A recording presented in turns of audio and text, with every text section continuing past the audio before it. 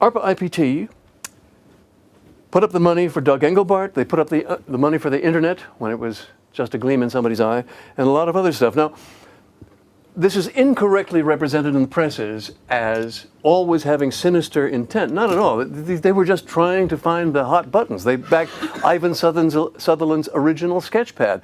They backed lots of things with no remotely military application that just might come in handy someday, and of course have. Some of them. Many have not. But you don't know. You've got to kiss a lot of frogs before you find your prince, as the saying goes. And so one of the frogs was Doug Engelbart. And the, pardon me, I love him dearly. He just got married.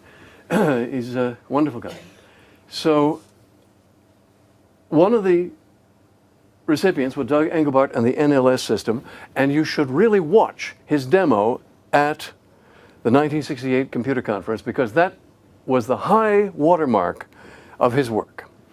Somehow, magically, it was pulled off so that in San Francisco, miles and miles from Palo Alto, where his computers were, by remote link in 1968, using an Ida-4 projector which used a windshield wiper wiping oil across a surface that a cathode ray tube beam would be hitting in a vacuum. I mean, this thing was insane. It's all on tape.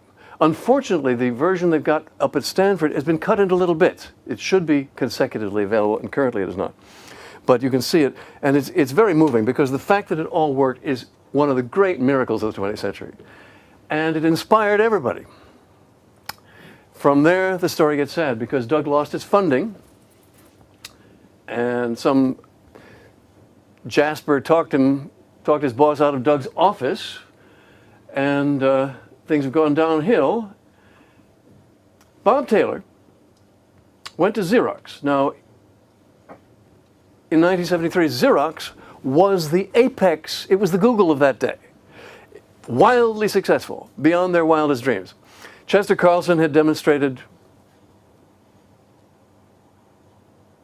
electrostatic copying in prototype in 1937. These patents were sold to a company called Haloid, which made photographic paper. Haloid put, I think, $50,000 a year into this project for 15 years. People sold their Haloid stock thinking this is going nowhere, and then point to their front porch that they built with the money and said, that was my $1 million in Xerox, would have been my $1 million in Xerox stock. Because in 1962, Haloid changed its name to Xerox and brought out the 914 copier, which allowed people to copy things. And it was revolutionary. I was in Miami at the time, and you had copy centers springing up. And you know, two middle-aged guys would rent one of these things, not knowing what would happen, and the lines would be around the block to make copies. No one had ever seen anything like it before. And Xerox had a tax on everyone. I think they had like 1 cent per copy throughout the world.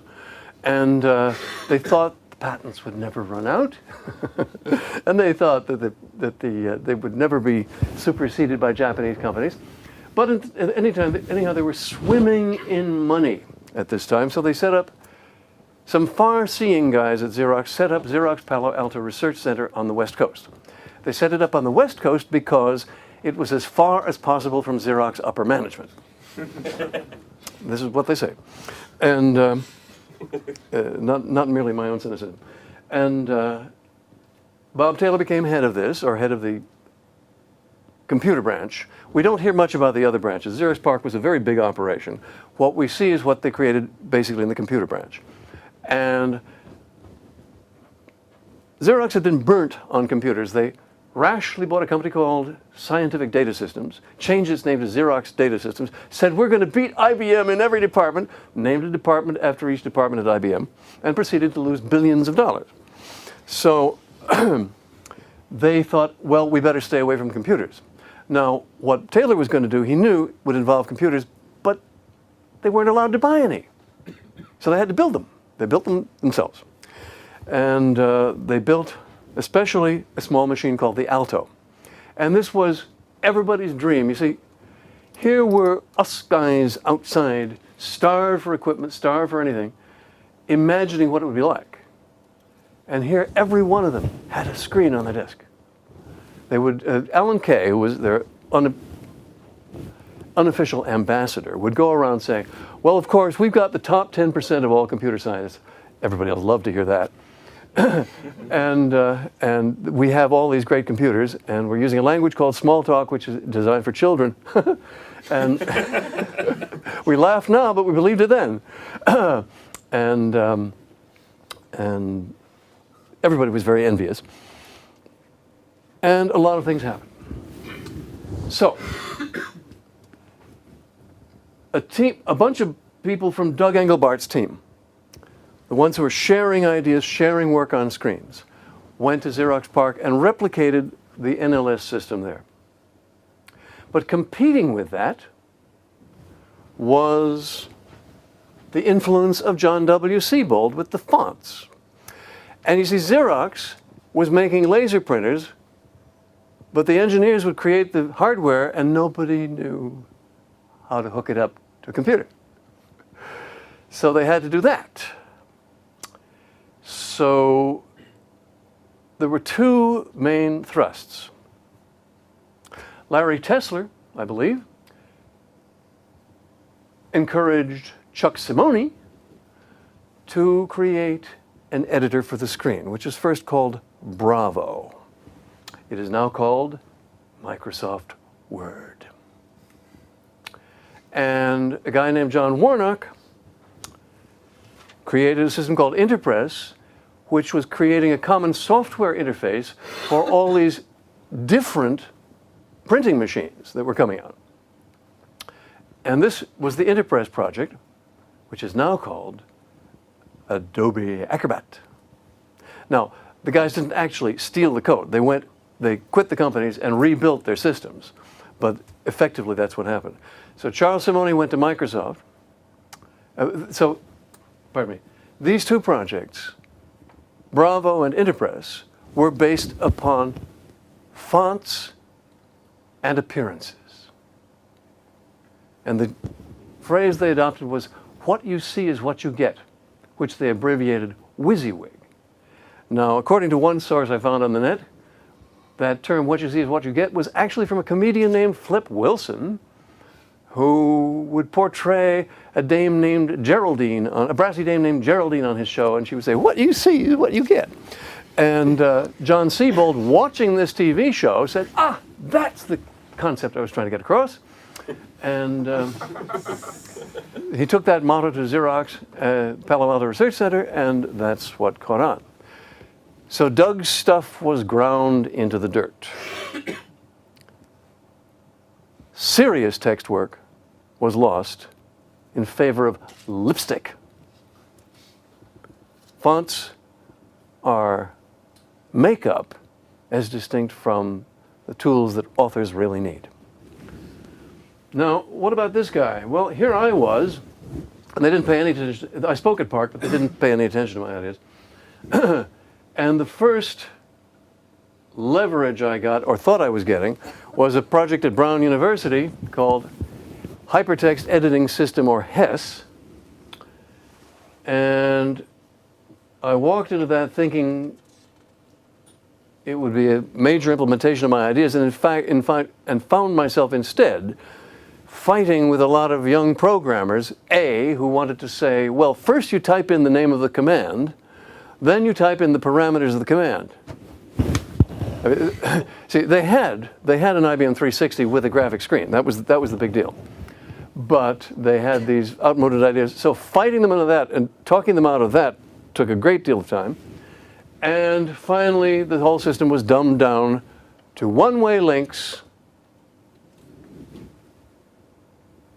branching from particular phrases in the text, which was very radical at the time. And I thought this would be temporary. Well, as my grandmother said, nothing endures like the temporary. And as far as I know, that the HESS system became copied as HyperCard and note cards for the CIA done by Xerox Palo Alto Research Center, and a number of others which I don't remember at the moment, and finally became the design of the World Wide Web. So if you, I had a letter in New Scientist in 2006 apologizing for any part I may have had in the creation of the World Wide Web because it so violates what I believe in. And in other words, we've reduced hypertext to one-way links among rectangles smothered with decorations and no serious ways to annotate, no serious ways to reuse content, no serious ways to bookmark, all lost in this format. So that is the story of text systems from my point of view. The Park work, by the way, went on to the first, at Park they created the Park User Interface, or PUI, which first appeared to the public as the Macintosh in 1984, and then went on to become Microsoft Windows and was copied by everything else. However, Park had also created something called the Alto, which was a very, very expensive machine for secretaries that no boss would buy his secretary because he'd rather spend the money on himself. Of course, they spend that much now, but they do it in little pieces, so that doesn't seem like so much. I don't know when I wrote this. Oh, darn it. Something's opening. I thought it would just go over to. Right. Okay, this was a, this just happens to be a note card that I wrote myself around, in the 60s, I guess. This is the top, the HT stands for hypertext, TML stands for terminology, and saying that structure politics is going to be the big thing. Well, is it ever? Because you see, document structure is political. Every major format has an interest group, has committees where they fight about what it should become. So that's our modern world now. But it's the structures are Adobe Acrobat and Microsoft Word. Incidentally, so Microsoft Word was created by Chuck Simoni. Some of you may know that Richard Dawkins here is the Simoni Professor of Biology. He did very well with that. And here is what today's specifications look like. Specs for what? I'll tell you.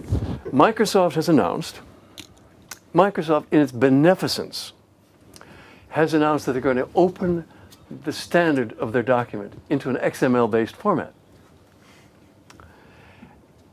And this is widely viewed with suspicion because parts of it aren't documented and are hidden inside Microsoft software. But the line that's supposed to fool the public is it's now an open standard. This is the current Microsoft standard just printed out. I got this from somebody on the web named James Cox. So that's what these things are like. So what of my Xanadu project? Well, first of all, where did it come from? Where did I get the title? In fact, oh, drat. Sorry, here it is. The original Xanadu is a real place. Many people think it's fictitious, like Toyland or Shangri-La. No, here it is. It was the summer palace of the Emperor Kubla Khan, about 300 kilometers north of Beijing. Here we see a large rectangle, a smaller rectangle, and the outline of what once was the palace. And there we are. We're at Google Maps, and if we go smaller, 1 jump, 2 jumps, 3 jumps, 4 jumps, 5 jumps, and Beijing is there. So it's a real place, but why use it as a title of why use it as the name of a product? Because it stands in English literature for the most magical place of literary memory. In Coleridge's poem Kubla Khan, in Xanadu did Kubla Khan a stately pleasure dome decree, where Alph the sacred river ran through caverns measureless to man, down to a sunless sea, etc. This embraced a romantic vision. And he got it from reading the account by Marco Polo of his travels to this actual place. So I chose it, and also in the writing of this poem, kill that. In the writing of this poem, Coleridge said he was interrupted by a person from Porlock. Well, Porlock is somewhere in London now, but it was a town in those days. And this person from Porlock bothered him for an hour, and of course he forgot the rest of the poem. Fortunately, it stands complete as it is. And so I thought of what I was trying to create is the magic place of literary memory where nothing is forgotten. And it's my registered trademark. People say, well, you know, it's also a trademark in other industries. There's Xanadu hotels, Xanadu massage parlors, Xanadu clocks. But I pay a certain amount of money to maintain it as a trademark for software. Now, what is it exactly? I can show you now. Shall I show it to you now?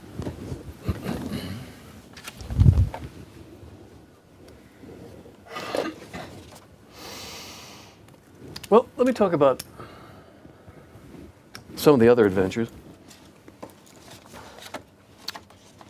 before I get back to the Xanadu Project. For a time, I was a partner in one of the first computer stores in Chicago. Here was the catalog. We were selling boards for the S100 computer. This was in 1974. And I did this as a motto.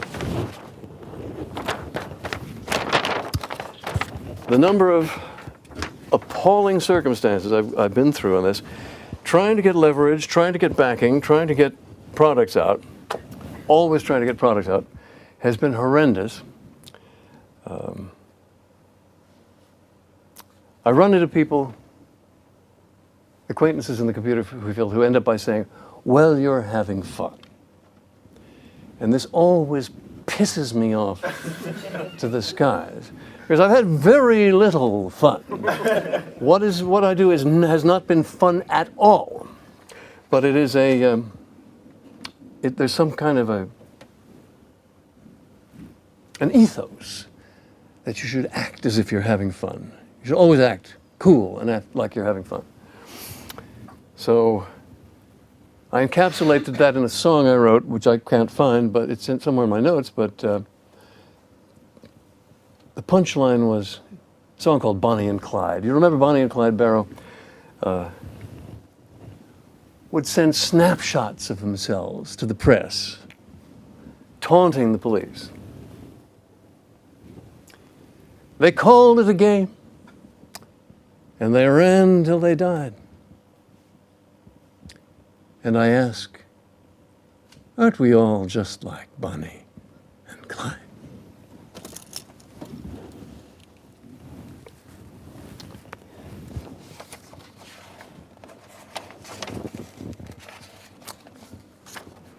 The Xanadu concept was a jumble of desiderata, the things I wanted it to be.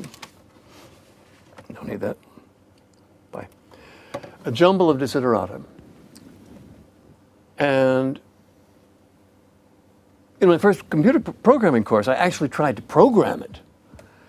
And said, gee, this is harder than I thought. Not the programming, but getting the concepts right.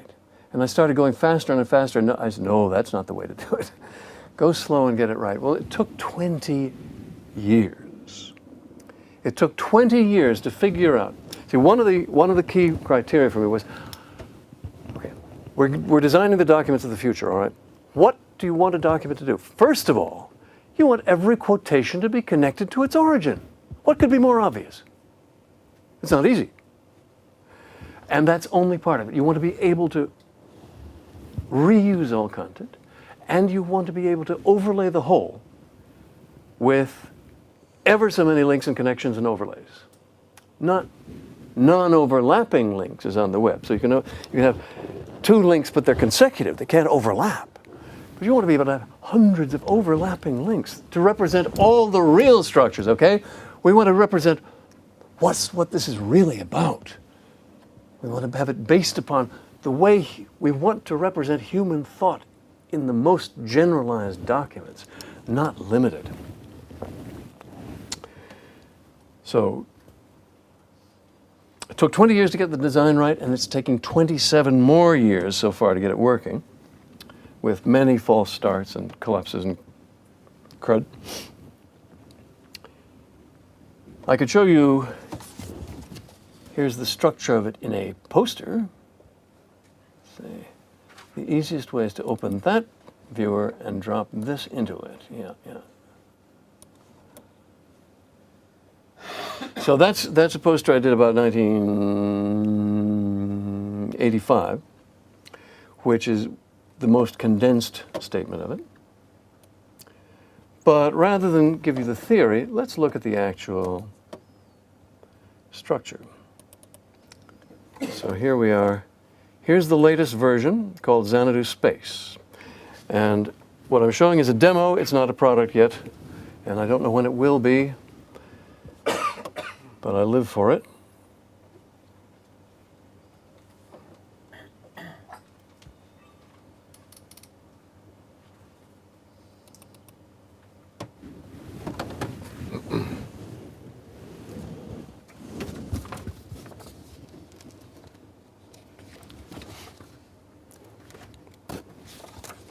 While that's doing its thing, there we are. Okay. This is still the best looking version we have, although it's been several months old. So here we are in an 11-page hypertext in 3D. Now the 3D is not logically required, but it's very helpful. Oh, let's fly through the connections. That's nice. With a fresher machine, this would be smoother. So you see that we can have a profusion of connections, but on the other hand, it's hard to follow them. And that's why we have 2 pages up front. That's what these guys are for. Oop. So these 2 pages up front, so I don't want to overshoot. Good. These 2 pages up front are the current page, which has larger type, and a companion page. And with this method of presentation, we can show you one connection at a time, even though there are thousands of connections on top of each other. So right now the connection we're seeing is between this transclusion quotation, "In the beginning God created the heaven and the earth," and its origin in Genesis of the King James translation. Now, there are 2 types of connection in the system: links and transclusion, which is a vital distinction to make. Transclusion means the same content across document of version boundaries. So quotation is an example of transclusion. Now, I mentioned Van Nevar Bush before and his piece, As We May Think. Everyone takes that as the origin of links. It's not. It's the origin of transclusions because each of Bush's trails was the same content put on the trail. This is a crucial distinction in the Xanadu world because the 2 are implemented in different ways. We can make the companion page into the current page and back again. We can go down to the next connection. Here we have Adam and Lilith immediately began to fight. You've all heard of Adam and Eve. Some of you have heard of Adam and Lilith, but we won't get into that right now. So that's another transclusion. And now we get into the flinks. We're saying flinks rather than links for a very simple reason. Because if you say links now, people think you mean HTML links, and our links don't have any relationship to HTML links. Our links float on top, flinks, floating links. You can have as many of them on top of each other as you like, and they can be of many different types, and you can see both sides. So, any other questions? So, so it's entirely different mechanism. And that's it. That's all this system will do as soon as we have it as a product, and which I hope is really soon. Now, they've recently invented things called blogs and wikis. And all of that is just built into the Xanadu structure. It's just built in. So did we invent blogs and wikis? No. The web disinvented them. They took out that capability, so it had to be reinvented as a separate mechanism. You see, all the different structures that are happening now, blogs and wikis and trackback and whatnot, I don't know any, or at least the ones I've seen lately, are all built into our structure. And yet the structure is incredibly simple because it's just, the structure of the document is just two things: a list of contents and a list of overlays. That's all it is. Now, the specifics will kill you, of course. As the Quakers said, as the Shakers said, God is in the details. Recently that has been demonized into God. The devil is in the details. I prefer the original, because I'm an atheist, but I do believe that God is in the details.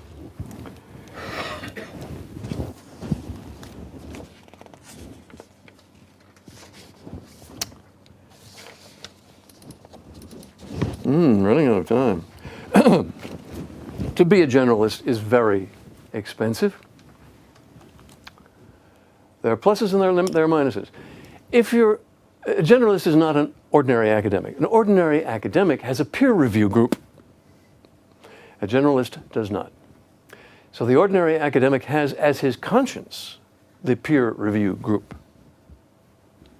But the generalist is the conscience of everybody, because we're trying to figure, each of us trying to figure out how it all should be. Everybody's favorite generalist is Buckminster Fuller. He designed three things. In the 30s, he designed a fabulous car. As I understand it, Toyota has basically gotten up to his specs recently in terms of fuel efficiency. And unfortunately, one of the cars crashed in an accident, and that gave it a bad name, and it was a bad time. And that went away. Then he designed the Dymaxion house, which was intended to be flown in and dropped on a spindle, flown in by helicopter. One prototype was built. That it worked wonderfully is proven by the fact that people lived in it happily for 20 years, and it's now a museum, I think, in Akron, Ohio. And then after those two, that didn't work out because he fought with his board of managers, which of course, that's the problem if you have a company. His third design, the Geodesic Dome, worked out extremely well because it was licensed by the Air Force for radar, and he finally did all right in his latter days. And he would always speak for 5 hours, or usually. No one would leave. It was marvelous. No one understood what he said, but it was great. They created a special institute for Bucky. I always thought someone would do that for me, but nobody did. His was at some rather obscure state college in Pennsylvania, but still. Another of my favorite generalists was the actress Hedy Lamarr. It is not generally known. It is not generally known that Hedy Lamarr invented spread spectrum cryptography as a fiercely anti-Hitler German refugee in Hollywood with her husband Georges Antel, the composer. They worked out the notion of a program following cryptographic unit that would continually change the spectrum on which it broadcast. And it had a little player piano in the patent application. Apparently this threw off everybody because everybody laughed at it, and so it got no attention in World War II. But now you betcha. Now that the patent is expired and Hedy's movies are considered classics, the technique is well used. As far as generalists are concerned, my favorite character, excuse me, let me change my tape, my emergency tape.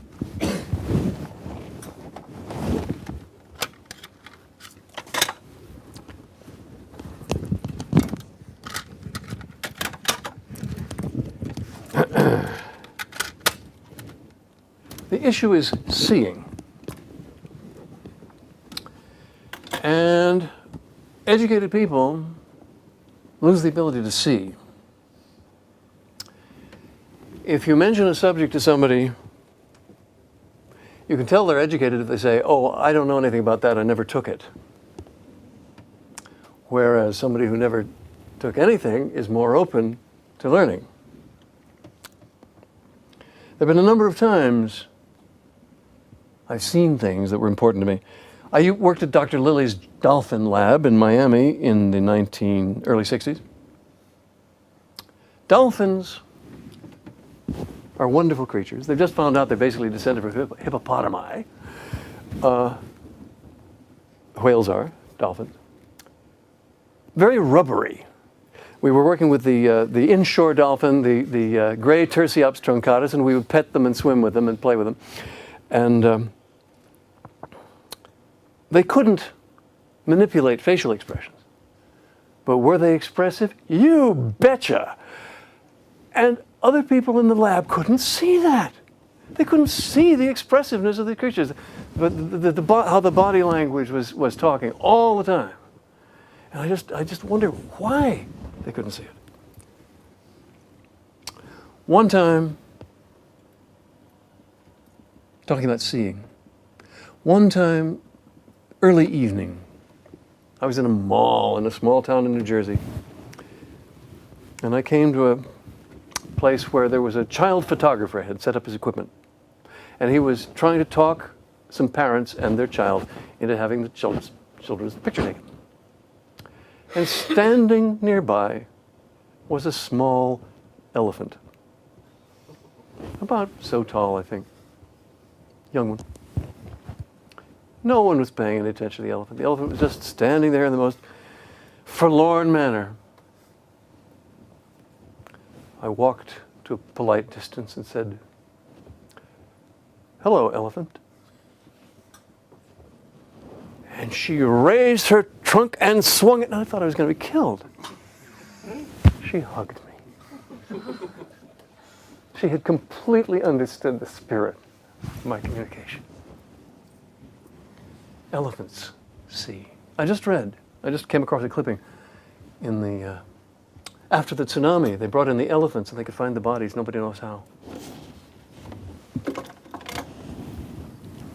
One night late on the expressway in Chicago, I was heading home, and way behind me, thousands of feet behind me, I saw one other car, and it was headlights going like this. They were rocking. And I saw in an instant that it was a Duster, a Dodge Duster, quite like the one I was driving, out of control, and he didn't know he was out of control. So I pulled way over to the side and slowed down. This lunatic tore past me, spun out, and we ended up facing each other, stopped in my lane. So the precaution was precisely well put, but I would have had no idea. It's just a matter of seeing what's in front of you.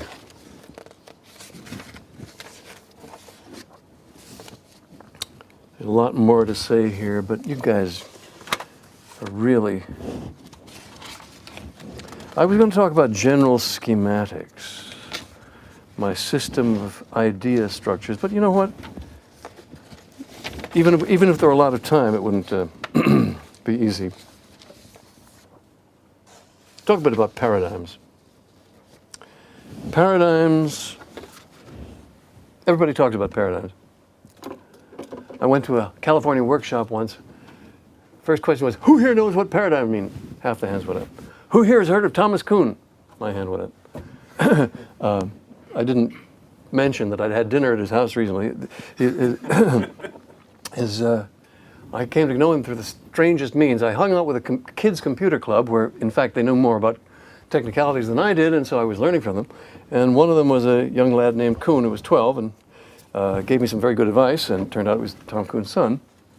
I had dinner at their house, and they had a knitted sampler, embroidered sampler on the wall saying, "God bless my paradigm." So I asked Kuhn, I had additional terminology for the enhancement of the concept of paradigms, and I asked how he felt about that. He said, oh, do anything you want with it. I've run it into the ground already. So paradigms have a life cycle. A new paradigm is born out of some new concept or maybe a piece of an old one, and it gets bushy. It gets loose. For example, Christianity in the first century supposedly was very loose, very loose. I forget the name of the lady who's been studying it, but they've found a lot of old stuff in jars from early feminist versions of Christianity from the first century. Then comes the lockdown, which happened with the Council of Nicaea, where they decided where Constantine said, okay, it's time to simmer this empire down. Let's have one religion. It'll be Christianity. What is it? So hastily they had to figure out what Christianity was, and they came up with the Nicene Creed, which is awfully strange. And then they had to revise that. And so that was the beginning of the Catholic Church, essentially. But now, after Protestantism has run for a few centuries, and California is at full rate, you have New Age, 100 flowers Christianity, just the way it was back in the first century. So this is the paradigm cycle, part of it. And then there's the paradigm crash, which means that the paradigm can no longer, the paradigm lock, which means that it can't move very often because there are too many specifics. Then the paradigm crash, where it all comes crashing down. An example would be Judaism at the diaspora. In the diaspora, the Romans, for it's not clear what reasons, threw the Jews out of what was then Palestine, and the results are with us. The problems of that are with us yet. But Judaism became simplified. Before that, there was a priestly class and a whole lot of complications, and it became simplified to the Torah. A rabbi is now just a wise man, and you need 10 guys to hold a service, and that's it, pretty much. And that new streamlined system, became the paradigm. So we may call that paradigm neoteny. Neoteny is a term in biology when something new regrows out of a simpler form. And so these are the cycles of the paradigm. It may be that we're in for a paradigm crash right now. Today, some major economic guy said, people should not panic, which of course is the trigger for panic. So tomorrow or the next day may see the big slide. Let's hope not.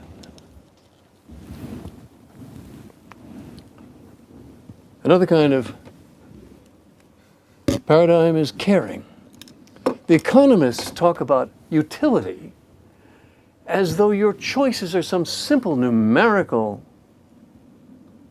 thing, whereas in fact the package of someone's caring involves people and ideas and places and favorite foods and memories.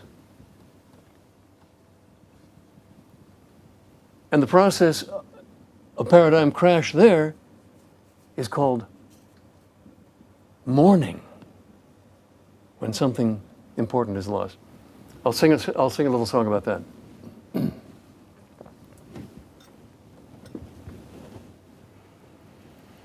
How you have ended it, seemingly glad, smugly disparaging all that we had. You who walked with me, leave me to crawl.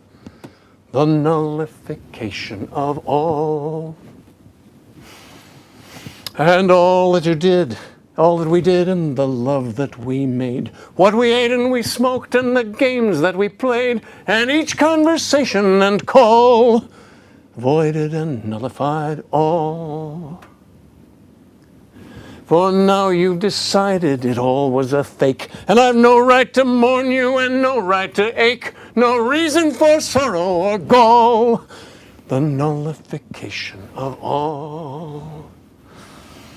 Your love was a scaffold I took for my use, enjoying the view but ignoring the noose. What now do I ask as I fall? The nullification of all. A year has been lost, but it seems not a friend. God damn you and keep you, and this is the end. And this ballad shall finish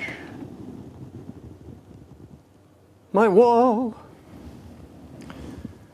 The nullification of all.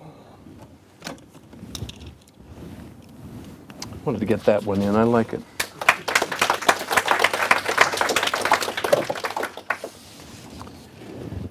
So I'll close.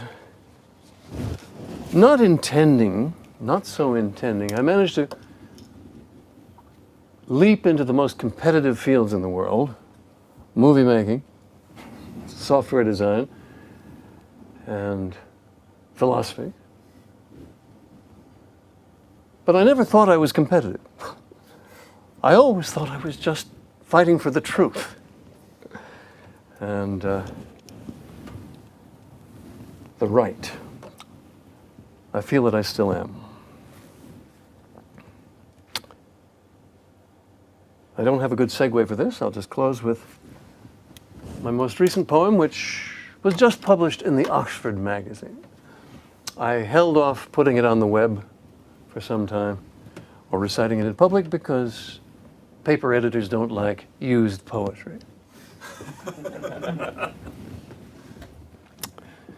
So, dedicated to Marlene. Homing.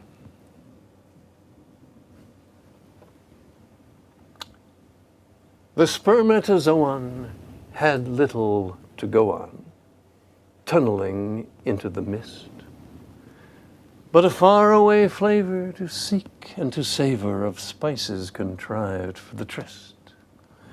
Her chemical gradient, welcoming, radiant, summoned him to her embrace, just as something between us, some beacon of Venus, has beckoned me here to this place, where you open for me, receive me, adore me.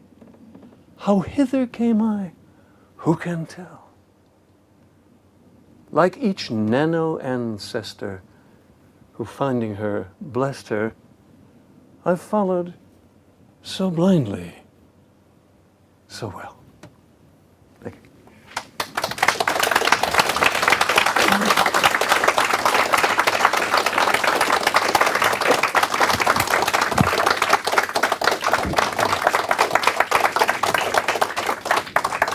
We have a few minutes. If there are some questions or responses, if you have a... Sure. It's all right. I was just wondering,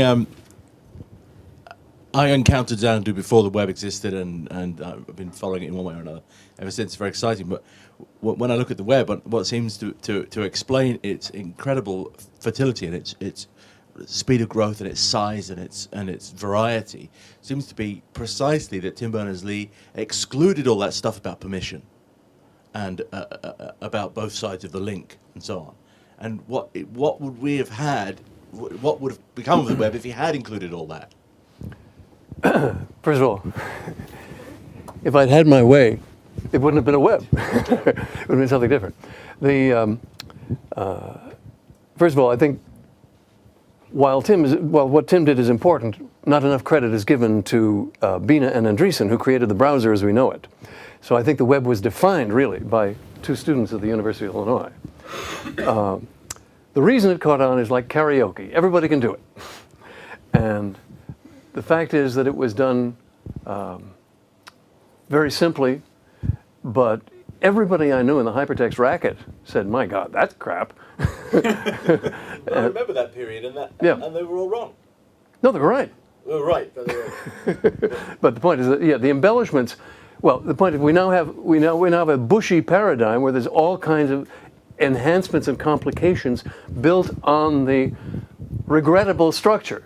Yeah. But there's always room for more formats.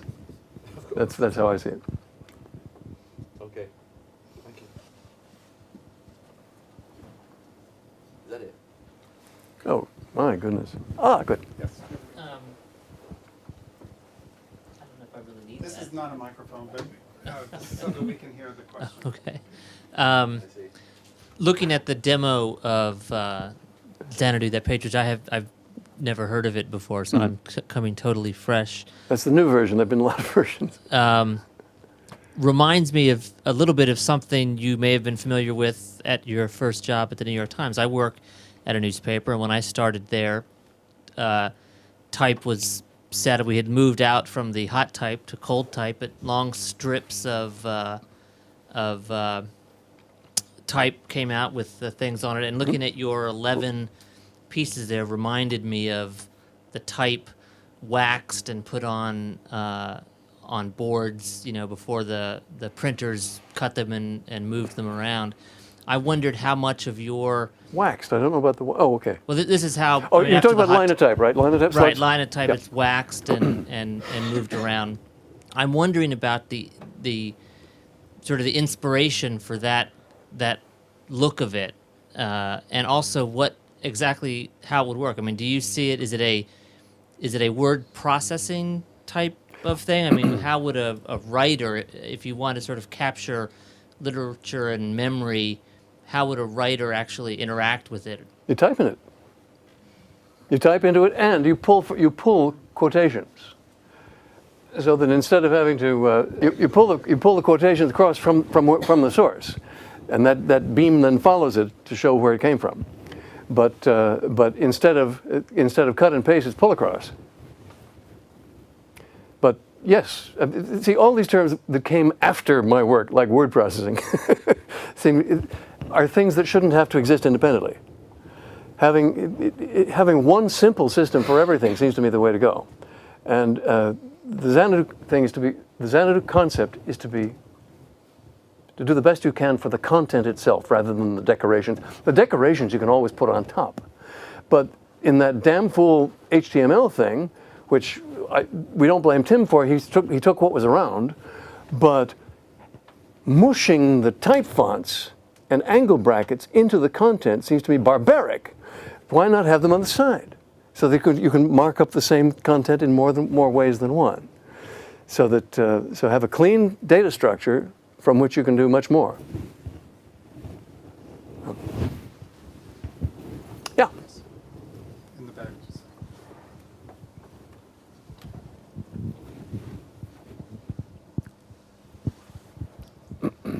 One of the main threads behind what you said relies on micropayments to make the whole the stream of remuneration actually work.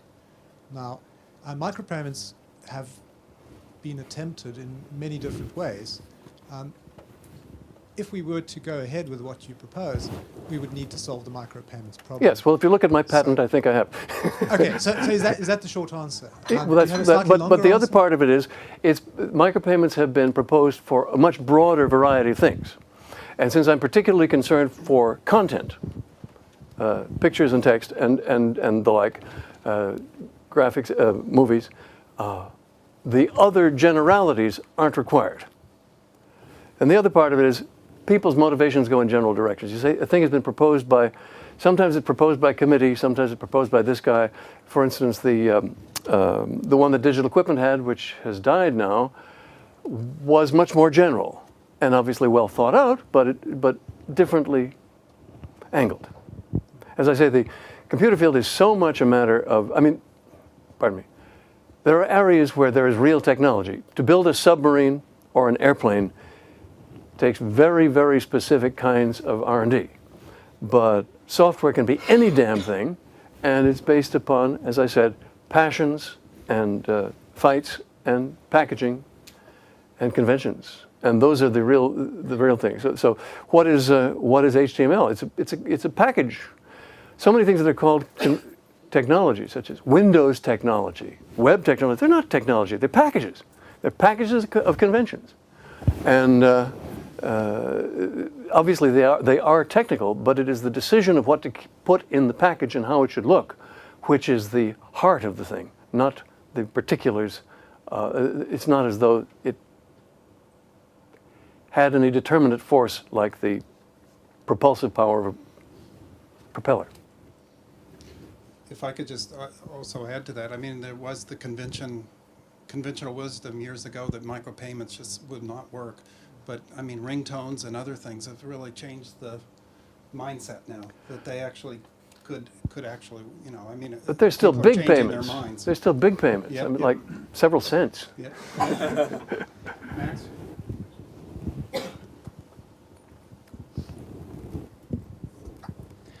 Considering the limitations of the systems we use at the moment, what have you found to be the best way to organize your notes? They're no good one. No good way, whatever.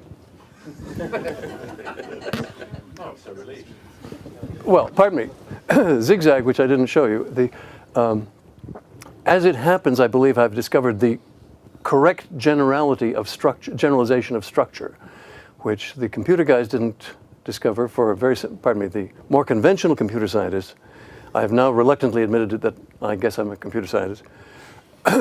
But the reason the more conventional guys didn't discover it is that they're looking under the streetlights, okay? They're trying to solve problems that are predefined, and they're looking in places they'd expect to find the answer. And that's not where you'll find anything new. So that hyperthogonal structure, which I didn't have time to include today, is, but you can download from xanadu.com/zigzag, is a completely general structure in multiple dimensions that is remarkably simple once you understand it, and which I believe represents the database of the future. And as soon as we get that usable, and it's working but not good looking in our package, then that will be the organizing structure I'll be using.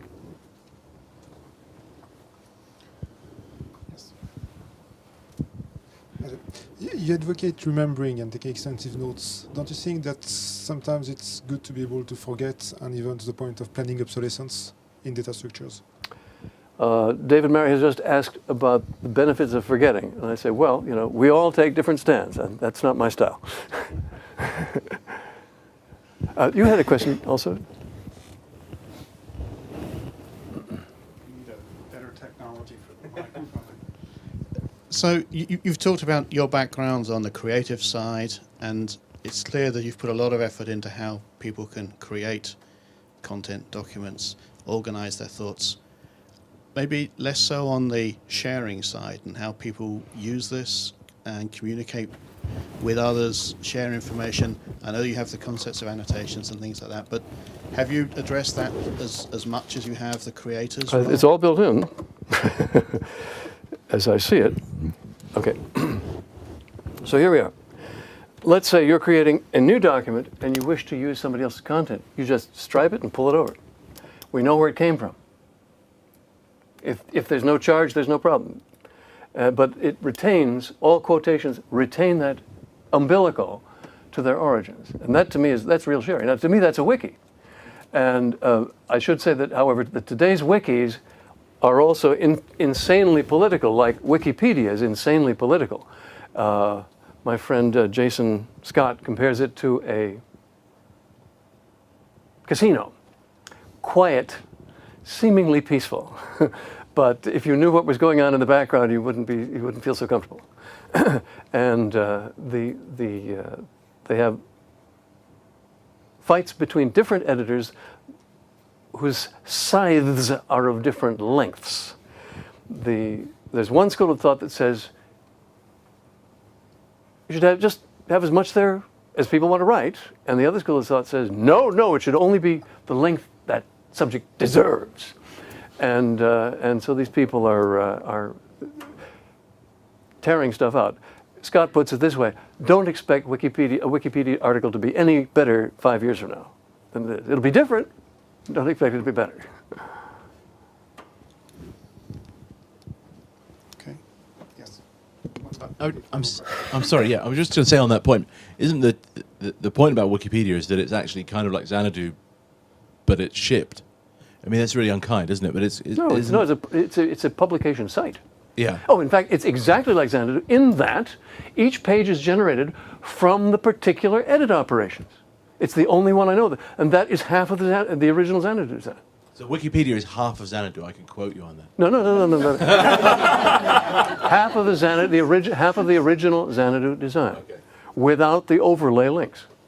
But if you took and without the generalization. So our system in 1981 was much better than the one you see here because it was generalized for huge address spaces, and we've simplified it to local for now. So do you think you could overlay Xanadu on Wikipedia?